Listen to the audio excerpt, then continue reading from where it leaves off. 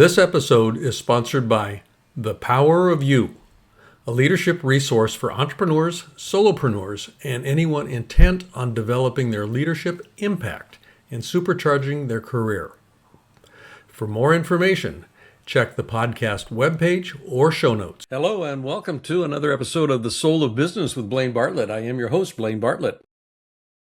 The soul of business. It's a term that I have wrestled with for a long time, just in terms of kind of how I position it in conversation with clients, how I position it in the marketplace, that sort of thing. And essentially what I'm talking about when I'm talking about the soul of business is that founding core, that kernel that wants to be expressed as fully as it can possibly be expressed. And for those of you that have an entrepreneurial background, you've got a pretty good sense of what I'm talking about here. But everything, I mean, literally everything that you will ever encounter in this reality that we call life has been invented two times. First as an idea, and then second in physical form. And it's the ideation piece that I'm interested in, because that's where the passion is, that's where the aliveness is, that's where the creativity and the innovation come into play. And if we're looking at our ability to, in rapidly changing environments, to be able to pivot effectively, to lead effectively, we have to be able to find ways to connect to that soul. Otherwise, we end up becoming a business with a mission as an afterthought. The focus becomes on the business itself, which will ultimately destroy the ecosystem as well as the business, if that's all you're focused on, because you're strangling the life out of that idea. Now, I'll get off my soapbox here. That is essentially why I've asked Dr. Michael Hein to join me today on the show. I've known Michael for some time. He's a senior vice president and executive leadership coach with MEDI Leadership. And MEDI Leadership is probably the oldest and, if not the most successful, it's certainly one of the largest executive coaching firms that are focused on the healthcare space. I've been associated with them since their founding. And the work that MEDI Leadership does is directed to physician leaderships, hospital administrators, and it's all organized ultimately around how do we keep connected to the soul of what healthcare is about. And, Michael's got an extensive background, chief medical officer in the Catholic Health Initiatives. He's got, over 20 plus, almost 40 years. I take that back, over 40. He doesn't have any hair. Mine is gray.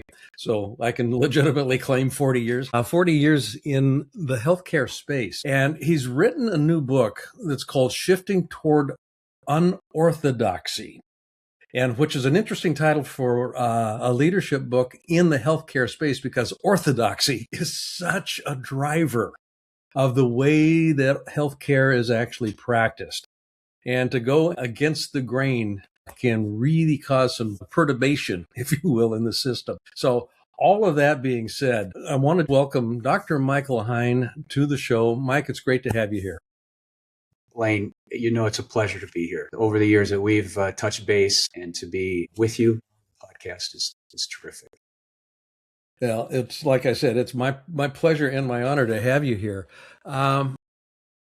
Now, you've had an interesting practice yourself, just in terms of your journey as a practitioner, as an executive in the system, and now from literally kind of outside the system, working in the system. Before we get into the book itself, can you talk a little bit about what you've experienced in the last, quote unquote, round numbers, 40 years, as you've seen a lot of changes going on in the environment, in the healthcare space, and that's in that market sector. What for you stands out as something that surprised you, number one, but also is not getting the attention that it needs to get today? Well, 39 years to be exact. Starting off as an intern in the cardiac rehab program in North Memorial Medical Center in Robbinsdale, Minnesota, which is a suburb of Minneapolis. And along the way, both as a clinician and non-clinician, and then as a senior executive, and now standing, as you said, apart, if you will, as an executive coach, just working with healthcare executives. It's been a remarkable journey. Of course, imagine over those 40 years how healthcare in the U.S. has changed dramatically. And to your point, like what have I noticed the biggest challenge or the challenge I keep recurrently running into is I think it plays out, Blaine, in the workforce. I think it plays out in Mm-hmm. the interface between those that are delivering care to patients that right now, at least, over those years, the workforce has become more and more, in my view, demoralized. And it's manifested in the degree of burnout that we see in physicians, but quite frankly, in nurses and healthcare administrators as well. The turnover rate, the difficulty of staffing adequately. And we do know this in healthcare in particular, when those that deliver the care are themselves struggling, the care that they're able to give to patients also struggles. I think the patients are the ones that ultimately pay the price, if you will, for those of us in healthcare that are struggling to deliver that care. And that's probably the most concerning shift that I've seen. And I know a lot of our clients, healthcare executives, are struggling to meet the demand of the workforce challenges that they're encountering across the board. And they are significant demands. The challenges are I mean, just almost insurmountable in one sense when you stand here and look at them. It's kind of like, what Yeah, do I do with this thing? exactly. And that being as a leader in particular, being with those challenges is a language I like to speak to. Like, how do I not just fix them, not just address them, but you as a leader are in that space. You're participating with what's unfolding. And I see, at least in the work that I do, and you know this as well, Blaine, kind of the curtain pulled back and the human being that sits in the chair that's got the title CEO or Chief Medical Officer, whatever those executive roles are. And you begin, particularly in my view as a leader, seeing hundreds of these individuals every year, you begin to see what life is really like sitting in those chairs and how challenging it is to be with the work and do it well. From a leadership perspective, and this is kind of where we transition a little bit into a conversation about the book itself. The way that, in the work that I do, and I know that you're familiar with this definition because I've talked about it before within the MEDI circle. The way that I define leadership and work with it is it's basically got four basic components to it. Influencing others in order to co-create coordinated movement in pursuit of a worthy ideal. And if you take influencing, you take command and control out of the mix. And now you're left with who's the individual that is walked in the room. What's the story about who they are that people have to kind of sort through before they can start doing anything, because the story is always going to be there.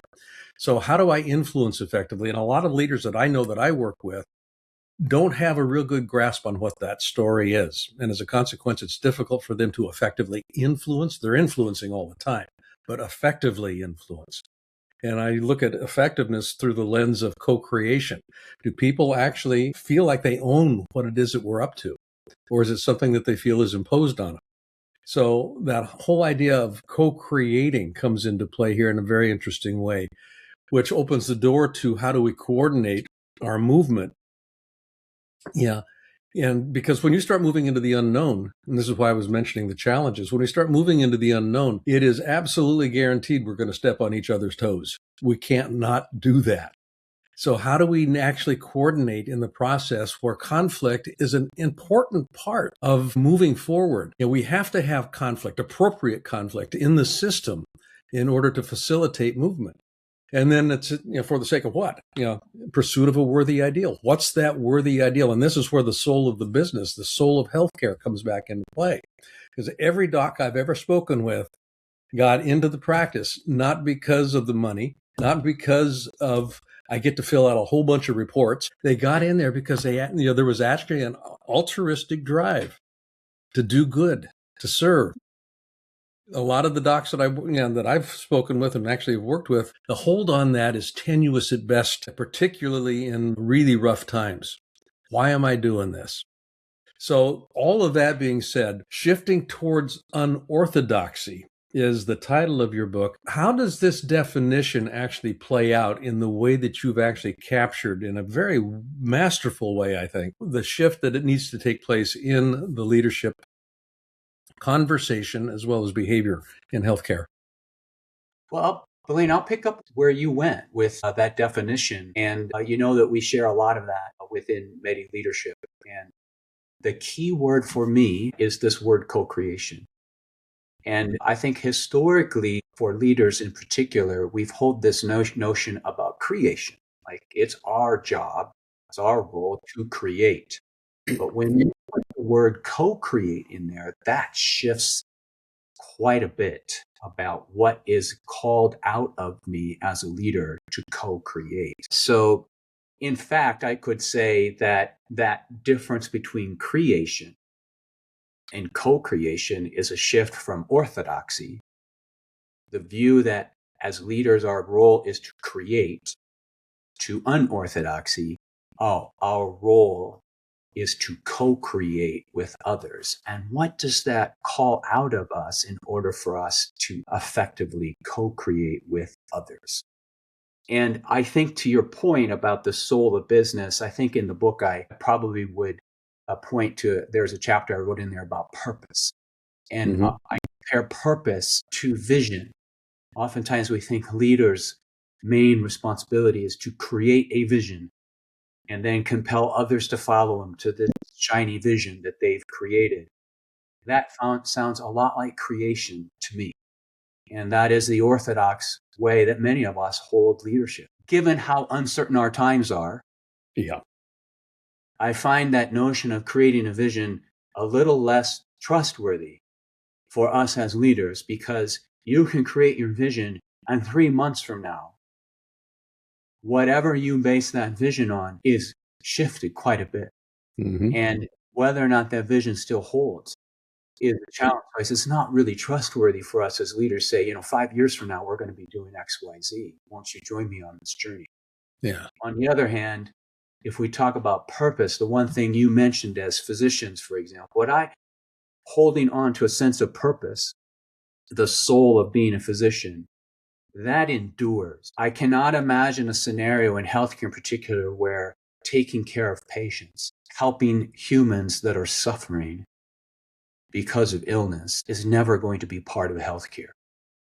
Building your decisions, your actions, how you're going about co-creating together on a foundation like that is enduring and therefore, in my view, more trustworthy for our attention and our time. So like you said about physicians, I think my experience over those 40 years is I don't know very many healthcare administrators that are in the business of healthcare or nurses or people in the front line or even the clerical staff or the environmental services staff that work in our hospitals. They do the work because they care about people. They care about doing their part to take care of people in a good way.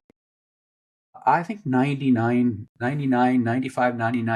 of human beings that are involved in healthcare would answer, yes, that's why I'm in healthcare. So I think it's more than just physician, but it goes back to your point about the soul of the business is that purpose. Why do I come to work every day? Why does the organization itself even exist? It's based on that. So in the research you did for the book, the question that evokes for me, the vision is different from the worthy ideal. Yeah, because as you're saying, there can be all kinds of stuff that happens out here that in 3 months, that vision, we got to go back to the drawing board again because the entire environment has shifted. Medicare payments went south or whatever it may be. But that if we can get connected to, for the sake of what matters here, how do leaders that you are familiar with that are actually succeeding, how are they keeping people connected? How are they keeping themselves connected to what matters? Well, there's some that are doing that really well. I can take us back to the pandemic time, which was really right before I started writing the book. So it was front and center in the writing, and several of the examples are drawn from that time period. What I noticed is the different ways that leaders approached that really, really challenging time, where the uncertainty was through the roof, really did not know what tomorrow would bring for us and how did people show up in that. And one of the things that I noticed is that those individuals that shifted themselves and then reminded those around them, let's not forget why we're here. Let's not forget about taking the best care of patients that we can. And then also by extension, taking care of us. That elevated, that sense of purpose was elevated and kept up in the front of people's minds as they were making decisions every day around the incident command centers that were stood up, as they were trying to deal with what was unfolding, making decisions in the moment that were full of ambiguity and uncertainty, but what kept them grounded and those around them was a constant reminder connected to purpose. So it was stabilizing in the midst of so much uncertainty. Those are the ones I think that did really well within the pandemic. And then others that relied on the more traditional business-oriented, I would call it standard business-oriented metrics. I think they were quite a bit more shaken. And the teams around them did not always rally as well as the other teams. Right. There's something about that moment that's instructive to us about when we're at our best, when things are so dynamic. So what you're speaking to there in part are leaders now, either just through an innate sense of this is what we're going to do sort of a thing, or others that were, this is what we're supposed to do. Two different conversations here. And the shift towards unorthodoxy. And I mean, years ago, when I first started getting involved with healthcare, I came across the Pump Street Awards when typhoid was in, I mean, I don't know if you were familiar with this, but that Pump Street there was a pump in London that was the source of typhoid. And the researchers or the doc actually, and I forget what his name was, but he basically said, and this is where germ theory actually it took hold. He said, there's an unseen pathogen. Orthodoxy said you're out of your mind. And the same thing was true with childbirth mortality.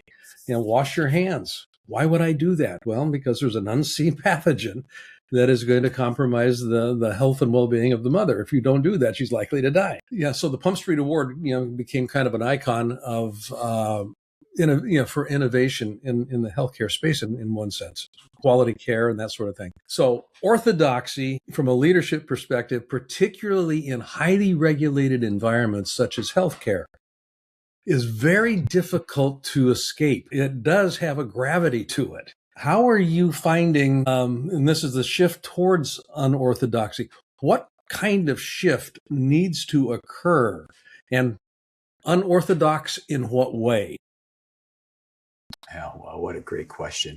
So one of the things that I just wanted to start off with is when you write a title like that, orthodox and unorthodox, our brains are kind of already given to either or thinking.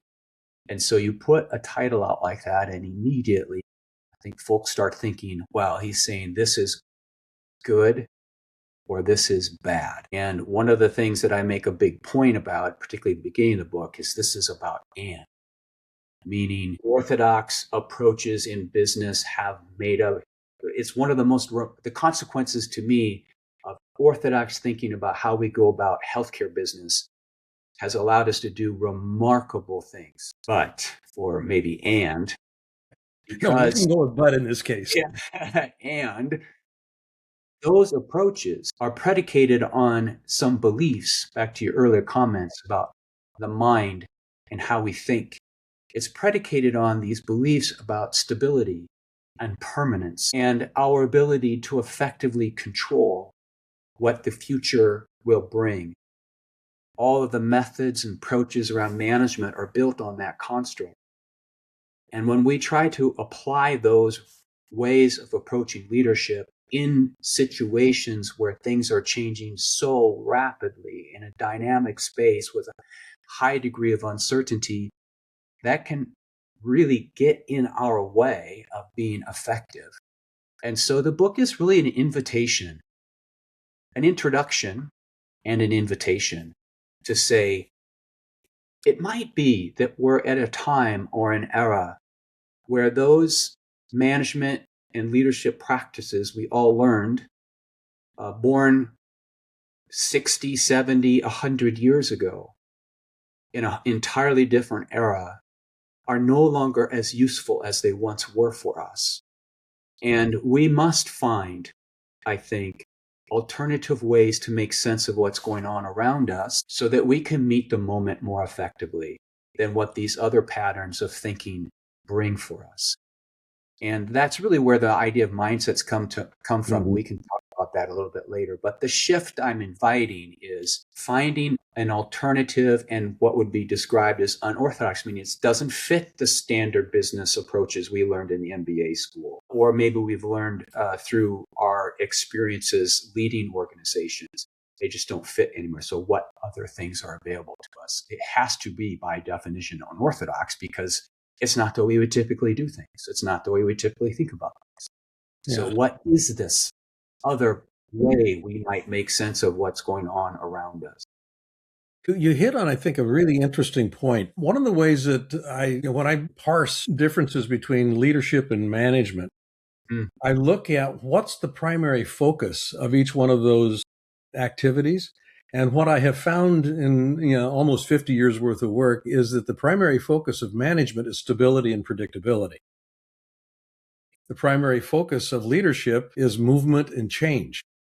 And when we start looking at the mindset of most practitioners, particularly the way we educate our docs and our healthcare professionals, stability and predictability come into play very strongly. This is where that whole mindset conversation, I think, really bears a lot of fruit. How are you finding in the work that you do and the work that you do with MEDI Leadership, being able to, I guess, expose the trap, if you will, of an unexamined mindset?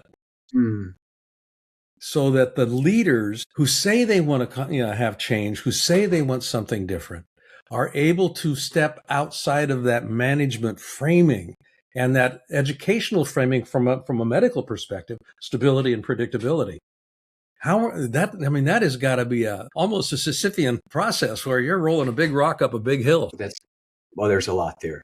I mean, in essence, that's the very heart of the book. The invitation the book is making to leaders is most of the time, the leaders that I'm working with, and it sounds like as well as you, Blaine, is that we don't examine these things. We don't step back and say, how come I approach things this way? And I would invite in the book the reason why we approach things certain ways is because we have beliefs, we have paradigms, we have mental models that we operate under. And then to ask the question, where do those come from? These beliefs that we hold. Now we're in the territory of mindsets, which oftentimes are very difficult to explore. We're not entirely aware of where they come from. And yet they're profoundly important because they not only shape what we do, they shape how we make sense of what's happening around us. So you kind of get into this feedback loop that I make sense of the world based on beliefs and paradigms I have that come from my mindsets. And as things unfold in front of me, I only see the things that reaffirm the very mindsets that I hold. So to escape that requires stepping back, like other authors have said, step out onto the balcony and take a look at your life. In the book, I introduce it this way in the preface. This is definitely not a how to do it different book. It's not 10 steps to be successful in complex organizations. It's a how to think it book, an invitation for the leaders to step back and examine where do the ideas I hold to be true about the world and the organizations I lead come from?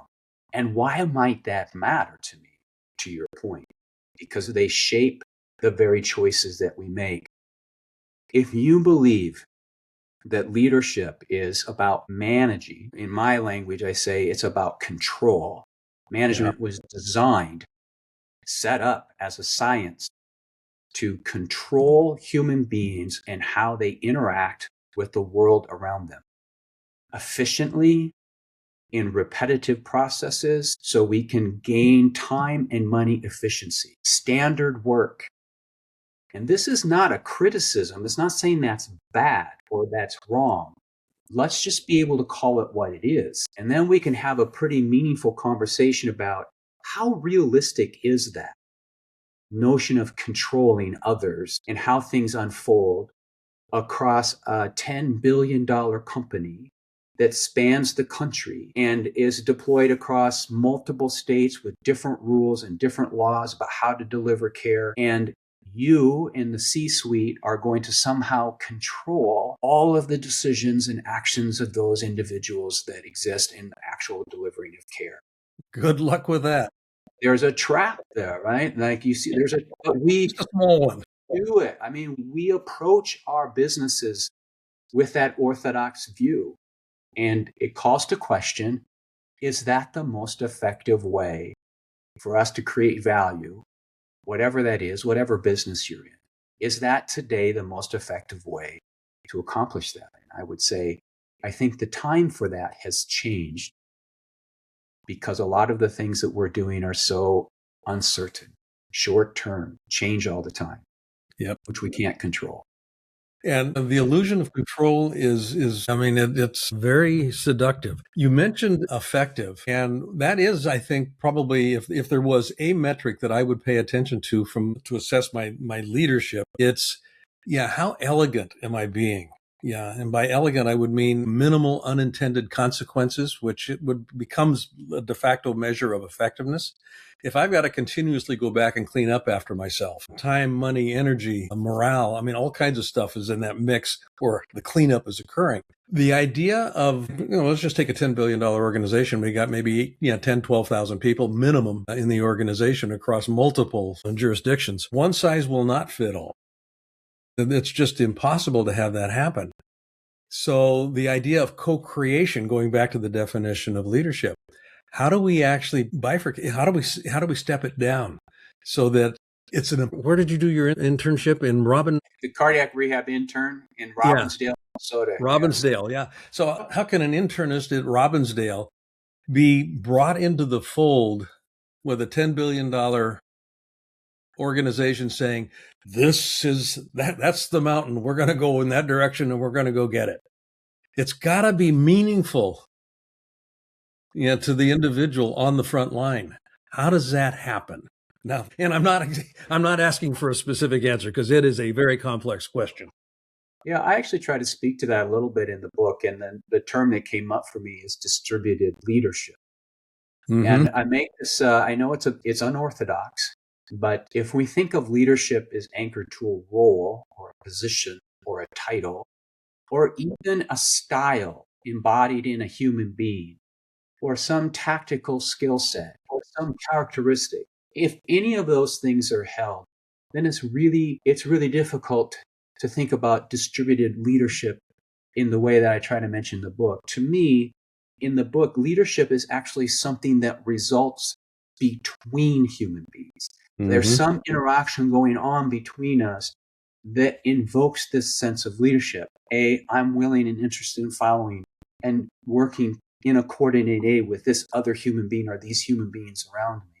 The way that we participate with one another at the local level where care is delivered, that's distributive leadership. There's human beings that are working with another in certain ways that co-create that coordinated movement. If you're sitting in the C-suite, how is it you can influence all those others around you to develop that distributive leadership right there where care is delivered?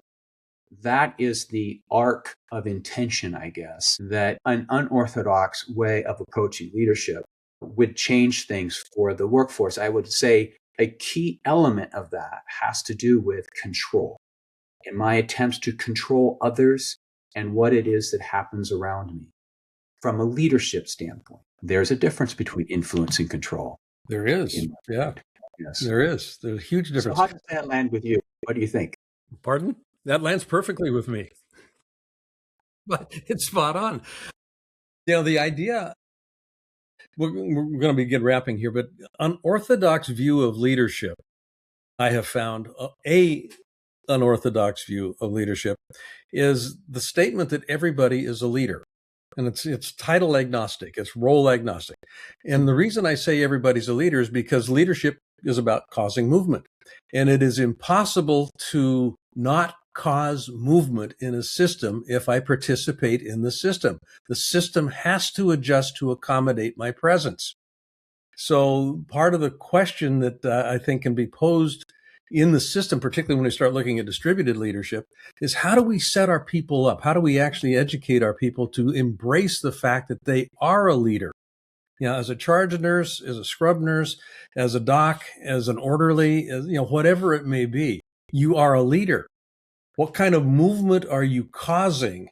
And is it in alignment with what you say matters to you? And is it in alignment with where we say we're going as an organization? If that can be parsed down to that level, people begin to act as if they have agency in this regard. I mean, that's, my soapbox spiel on that, but it's that's not much of it. It's not a soapbox for me. Yes. Like if we move leadership or our sense of leadership and those that we say everyone's leader, we move the notion away from that's somehow connected to a title or a role, and say that leadership is actually something that happens between us. Yes. That means that every one of us is a leader because we are in our ongoing routine participation shaping what's possible among us. And then the question becomes for everyone, what's the most useful way for me to participate these other human beings around me that creates this sense of leadership, whatever that is between us. It has to do with, as a leader, formal leader, the way we participate that relaxes control and elevates the autonomy of other human beings, not to be independent, but to become increasingly interdependent with those that they work with, that deliver the services or the care, whatever it is that whatever we exist for in our organizations to deliver. I think it sounds like you and I are holding that the same, and it is an unorthodox way to think about leadership. Yeah. Yeah. Folks, Dr. Michael Hein, Senior Vice President at MEDI Leadership, get his book. And it doesn't make any difference whether you're in the healthcare space or not. The book is fascinating. It's a really interesting treatment on the nature of leadership and what's possible when you begin thinking a little bit differently about your leadership and how you actually approach living your life. The book is called Shifting Towards Unorthodoxy, and it's available in all of the usual places. So do yourself a favor and find a way to get a copy of it. Where can people find out more about what you're up to, Michael, and about MEDI Leadership if they're interested in kind of getting a sense of what you could do? Well, just reach out to MEDI Leadership. We've got a website there. And that's medileadership.org. Yes, medileadership.org. And that'll be in the show notes. Yep. Right. And your face is prominent in the About Us section. Yes, it is. Yes. So, Michael, thank you again for being on the show. I've loved this conversation. I've been looking forward to it since we were able to get it booked. So thanks for being such a great guest. Appreciate being here. Thanks, Blaine. My pleasure. Folks, you've been listening to The Soul of Business with Blaine Bartlett. As always, the admonition that I'm going to leave you with is pay attention to nature. Nature is probably the greatest teacher you will ever find. And one of the lessons that it has taught me is that there is, first of all, nothing in nature that serves primarily as a center of accumulation. Everything in nature serves in some way, shape, or form as a center of distribution. So pretend you're a part of nature and go out and be a center of distribution in your life. You're going to find it works a whole lot better. And thanks for listening, and we'll see you on the next episode. Take care. This episode is sponsored by The Power of You, a leadership resource for entrepreneurs, solopreneurs, and anyone intent on developing their leadership impact and supercharging their career. For more information, check the podcast webpage or show notes. Hi, I'd like to ask you to do something for me if you wouldn't mind. If you like this episode, I'd like you to not only subscribe on your favorite site, but I'd also like you to give a rating. Ideally, a 5-star rating would be greatly appreciated. But I think more importantly also would be just some comments. That helps with the algorithm and it helps build the audience with this. And more than anything else, if you could invite somebody else to listen, just share this episode with a friend, with a colleague, And I'd like to see how we can grow the soul of business. I think it makes a difference. Thanks.